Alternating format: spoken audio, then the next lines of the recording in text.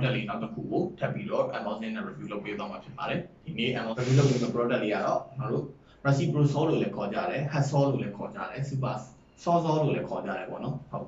ဒီကောင်လေးဖြစ်ပါတယ် Benyu ကထွက်ထားတဲ့ battery နဲ့လာတဲ့ version အသေးလေးဖြစ်ပါတယ်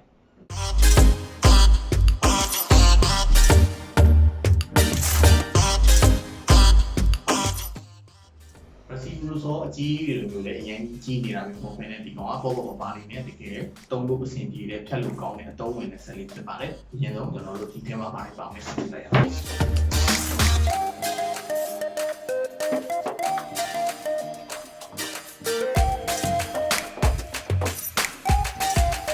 ဒီကောင်မျိုးလေးတွေက Milwaukee တို့ဒီ Watt တို့မှာဆိုလို့ရှိရင်เนาะဒီဆက်မျိုးလေးတွေကိုကျွန်တော်တို့စောစောဆိုပြီးလာတာမျိုးရှိပါတယ်အရင်ကနာမည်ကြီးပါတယ်တုံးနဲ့တုံးကြပါတယ်အတုံးနဲ့တကယ်ဝင်တဲ့ဆက်လေးတွေပါ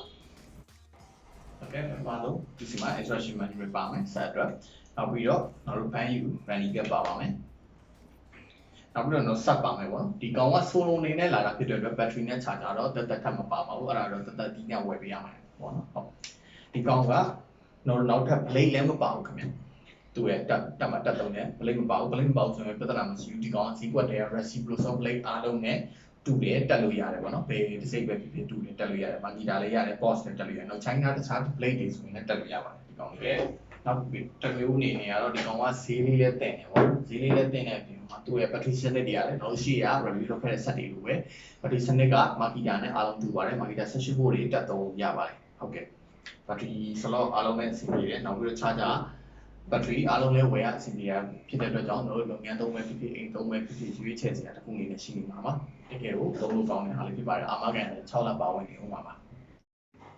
ဟုတ်ကဲ့အခုလိုမျိုးအရေးသွင်းတဲ့ဆက်ပစ္စည်းတွေကိုဝယ်ယူခြင်းနဲ့ဆိုရင်တော့ကျွန်တော်တို့ရဲ့မဟာမိတ်မှာ online ကနေပဲဖြစ်ဖြစ်လူကိုယ်တိုင်ပဲဖြစ်ဖြစ်ဖုန်းဆက်ပြီးတော့ပဲဖြစ်ဖြစ်မှာယူလို့ရပါတယ်တို့နောက်ထပ်ဗီဒီယိုတွေလည်းလာဖို့ရှိပါသေးတယ်ဗီဒီယိုအဆုံးထိကြည့်ပေးတဲ့အတွက်ကျေးဇူးများတင်ပါတယ်နောက်ဗီဒီယိုတွေမှာပြန်တွေ့ပါမယ်